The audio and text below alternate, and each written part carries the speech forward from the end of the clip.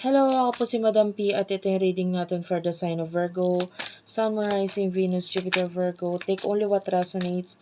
Bali, hindi ito magre-resonate sa lahat. Unfortunately, hindi ko talaga makuha lahat ng energy ng Virgo sa mundo. Pero okay lang yun. May mga next readings pa naman tayo. If you want, pwede ka magpabook ng personal reading. Madam, Space P, space pa sa dulo, yun yung aming Facebook page. Pwede ka dyan, i-search mo yan sa Facebook. Dyan ka pwedeng mag-inquire ng personal reading. Let's start. And yeah, kunin mo lang yung mga message na magre-resonate sa'yo. Pag di ka nakaka-relate, ibigay mo sa ibang reading nito. 9 of Arrows. Okay. So, ito yung main energy mo. Nakikita natin dito, maraming challenges sa'yo ngayon. Like, yung iba sa inyo pwede may mga struggle, may mga problema. Tell me about this. The Knight of Vessels. Yung iba sa inyo, kung hindi ikaw to, it could be your person ha. Kasi this is love reading. Nakikita natin na parang nag-iisip ka ngayon na mag-travel or to go somewhere else. Maybe mag-travel sa ibang lugar dahil might be hindi ka na okay sa place na kung nasaan ka, or yung iba kung hindi man mag-travel, mag-change ng location, mag-change ng tahanan ng bahay, or yung iba mag-travel.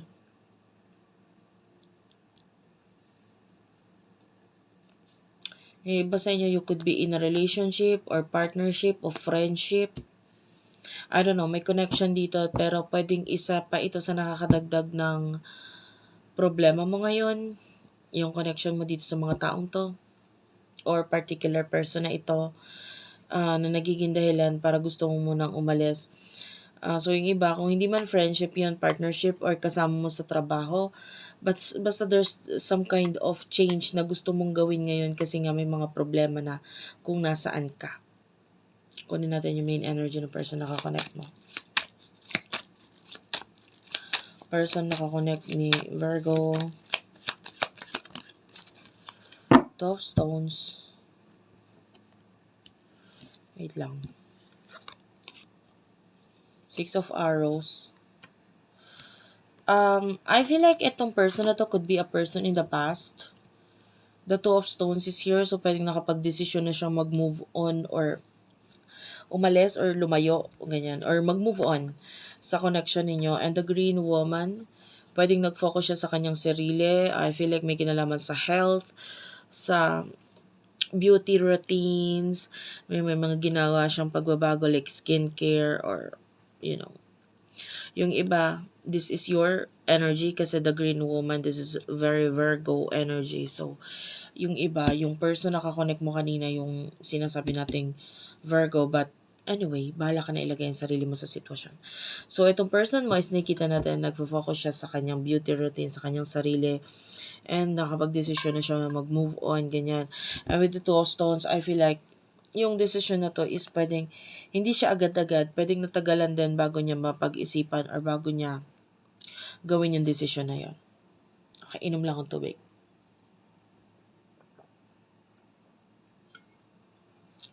Hindi ko na na-pause. Dapat ipopause ko yung video. Anyway, ano yung emotions ninyo sa isa't isa? You do have here the Page of Vessels. This is an Otter. And the Queen of Vessels, Salmon. Nakita tayo ng mga water sa paligid. So, ibig sabihin, you could be dealing with a water sign, Cancer, Scorpio, Pisces, or marami kang water sa iyong chart. Like maybe you do have a lot of Cancer, Scorpio, Pisces in your chart, in your natal chart. Check your natal chart. So anyway, nakikita natin, you love the person. Mahal mo yung person na to. And you're looking forward na makapag-build ng something sa kanya, sa inyong dalawa. Like, might be nakikita mo yung person na to na you do have here this Knight of Arrows. So, lalo na kung hanggang ngayon, tumitingin or tinitignan or minamasdan mo pa rin siya, maybe sa kanyang pictures or sa kanyang videos or sa kanyang profile. There's something about this person na parang masasabi mo sa sarili mo na pag nag-build ako ng something dito sa person na 'to, alam kong mag-go-grow. Like dahil maaaring minsan na nangyari or nagkaroon ng partnership sa inyong dalawa and eventually itong partnership na 'to nagkaroon ng like pagtutulungan tapos nararamdaman mo na nag-go-grow ka dahil sa tulong nitong person na 'to.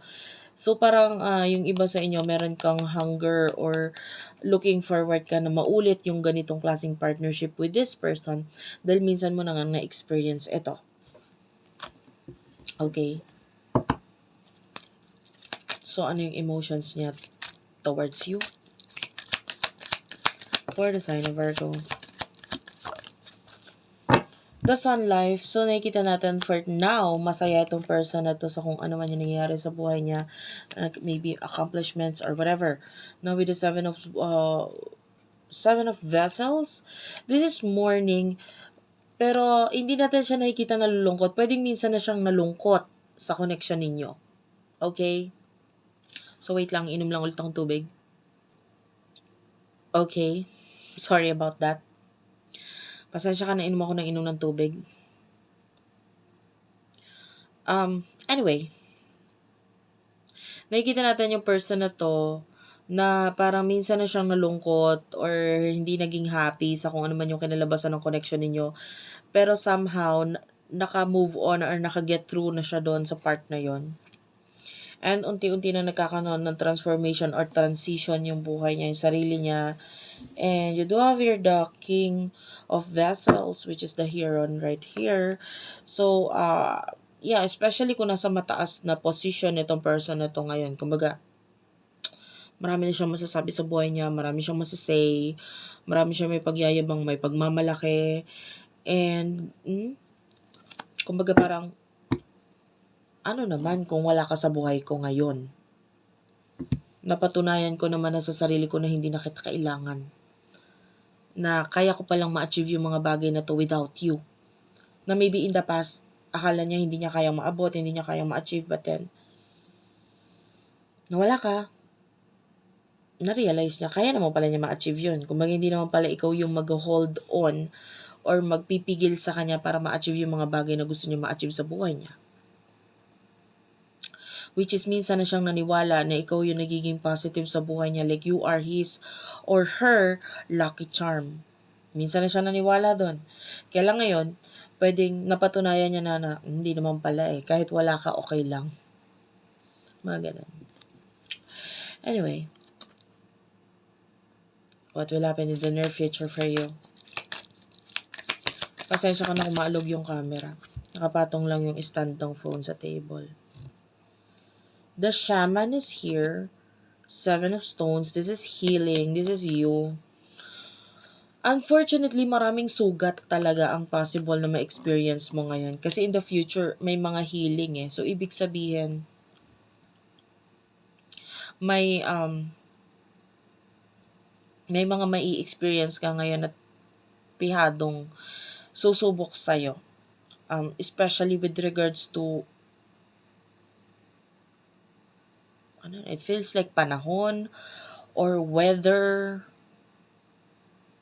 or ito yung time ng buhay mo na talagang susubukin ka because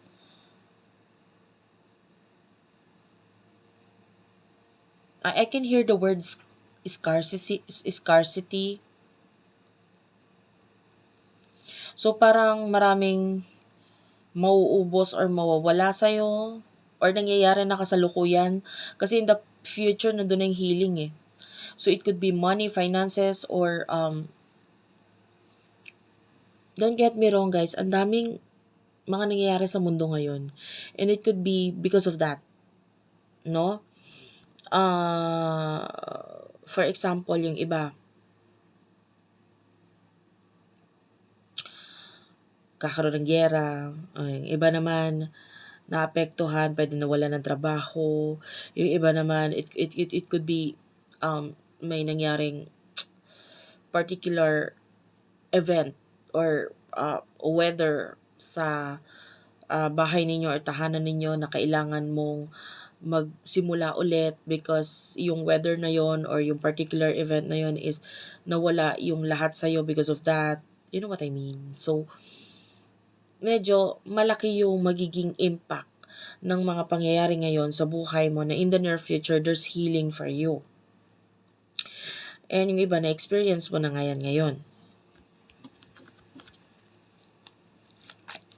Tell me about your person in the near future. You do over the Six of Stones and the Page of Stones. Well, I can see this person moving on. The past person. So, if you're still looking forward sa person nito, na wala pa naman tayo nakikitang connection. Mas nakikita natin dito yung person mo happy. So, kung ano yung nangyayari sa kanya, I can see a lot of growth. Yung iba nga sa inyo, kung hindi ka nakaka-relate dun sa part na sinabi ko kanina, pwedeng ito yung side mo. Yung sinasabi nating person mo, pwedeng ikaw yon. Kaya nga ikaw na bahala maglagay ng sarili mo sa sitwasyon. So, pwedeng sinasabi kong person mo, pero pwedeng ikaw yon. Pero nakikita natin dito sa side nito, which is yung person mo, I can see a lot of growth. And, tignan natin yung bottom of the deck. The Nine of Stones, there's this problem na kaya siya magkakaroon ng growth kasi yung problema na yon is susolusyonan or aaksyonan with the ancestors. And, nagsimula na tayo kanina sa The Green Woman. Andito na naman si The Green Woman. The more na tinatry niyang i-improve yung kanyang sarili, ang kanyang health, ang kanyang katawan, ang kanyang maybe itsura, the more na mas nag-workout sa kanya yung, yung namamagnetize niya, yung na-attract niya yung abundance and money and a lot of positivity in life. So, what is the advice for you? Since ikaw ay medyo nag-i-struggle dito. Three of Bows. You have here fulfillment and the Queen of Stones and the Seven of Bows. Yeah, I can see clearance. So, may mga bagay na mawawala talaga sa'yo and you have to accept it. Diba? May mga bagay kang kailangan alisin. And the Three of Bows, there are times na kailangan mong maging kontento sa kung ano yung mga meron. And huwag ka masyadong maghangad muna ng sobra ngayon. Kasi, the more na naghahangad ka ng mas more, the more na mas malulungkot ka. Kasi, if you're not fully satisfied, diba? Maghahangad ka ng more, tas feeling mo laging wala sa'yo yung mga bagay na gusto mo, etc. Which is, kailan ka ba talaga magiging satisfied, diba? Kailan ka ba talaga masasabi mong, ay, okay na ako, masaya na ako? Ayun. Limitahan mo lang yun din yung sarili mo, or yung goals mo, or huwag ka masyadong mangarap ng, sobra naman sa kaya mong ma-achieve talaga. Kumbaga, lagyan mo lang muna ng, ang pangangarap kasi hindi agad yung nasa taas, agad. Na malungkot ka kasi hindi mo pa na-achieve yun. Every achievements or every reward is still a reward. Every achievements, kahit maliit yan, is we can still consider this or that as an achievements. Diba? So, parang, although, nangyayari sa'yo itong mga problemang ito, meron ka pa rin namang dapat ipagpasalamat at maging happy ka sa kung ano yung mga natira sa'yo. And, kung may nawala man, maaaring ito ay dinadirect or inaayos niya lang yung path sa buhay mo. Kumbaga parang sa universe nire-realign ka lang niya. Ibig sabihin, hindi ka kasi para dyan. Para dito ka. So, itinatama niya yung direction mo. Thank you for watching, guys. I love you all and bye-bye.